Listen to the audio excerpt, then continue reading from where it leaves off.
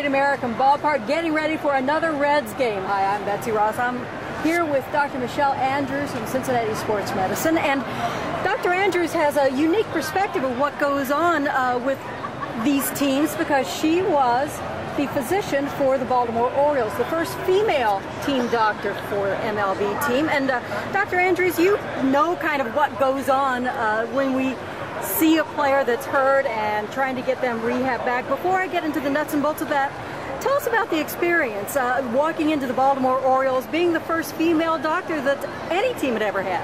Well, you know, Betsy, it's really nice to meet you here down at the ballpark today. It's a great day. I absolutely love baseball, and I was the first woman covering the Major League Baseball team. It was the Baltimore Orioles. It was in 1993.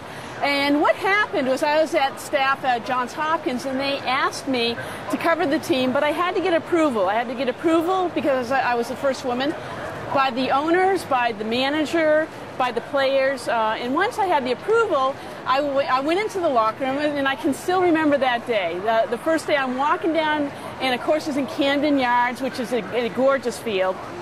Walked in, and the first person who met me was Cal Ripken. And what a class act that guy was. I mean, he welcomed me into the locker room and just had a great time. All the players were incredibly warm and just really felt part of the team. So it was really a lot of fun. So what do you do in your job? As I said, we're more than halfway through the season now, and there's a lot of wear and tear injuries. We've just seen Cueto here for the Reds come back after Tommy John surgery. What is your responsibility when a player is hurt or when you suspect that a player is hurt? Well, I think, when I go to the ball game and I'm covering the game, what I always do is certainly watch the game, but I also watch what the players are doing. And I'm really involved with anybody who's going out, the outfielders going out and they're getting close to the wall. I'm watching how many steps away. And if they hit the wall, what do they hit it with? Do they hit it with their arm?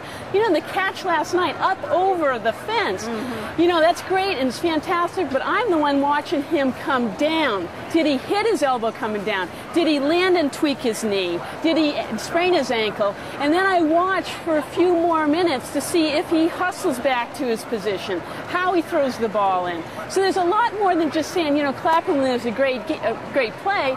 It's always watching those players. The same thing when they're sliding. The slides, where you get the trauma is you get hit by pitches oftentimes. You get injuries running the bases. You hit the bag wrong, you're going to sprain your ankle. You're going to get a regular ankle sprain, you're going to get a high ankle sprain. You can actually break your ankle. So those are important. The way that people slide, a hook slide, you can tear your PCL. You're coming down in the wrong way. And so I always watch the base runners. Then collisions. Two people going up saying, I got it, and all of a sudden they're both hitting at the same time. The ball drops and everybody's booing, but you got to watch those players because they're the ones that probably took the hit.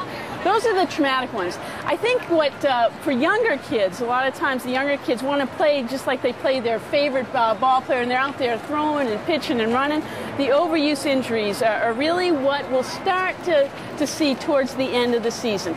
Beginning of the season, people coming in, they're all well conditioned, they're ready to go. The end of the season, they're kind of worn down, the heat of the summer, a lot of ball games, and you're going to see the overuse injuries.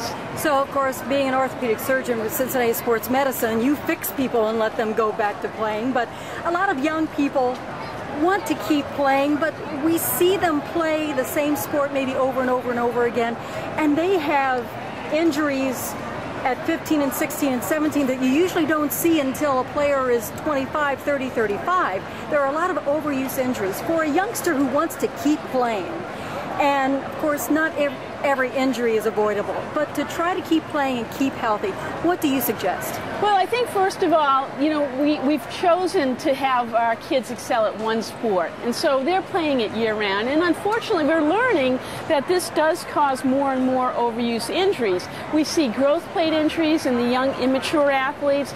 We certainly see the ligament strains and things like that. And so we've got to watch when we are doing that. We have to count pitches, okay? Little League has to count pitches, the pitchers, the catchers. The pitcher's throwing the pitch, but the catcher's throwing it right back to him. So we've really got to be aware of how much these kids are playing. And then they'll play in high school, or then in the summer they'll play on a select team. And so they're going year round. And the coach on one team doesn't really know what perhaps they're doing on the other team.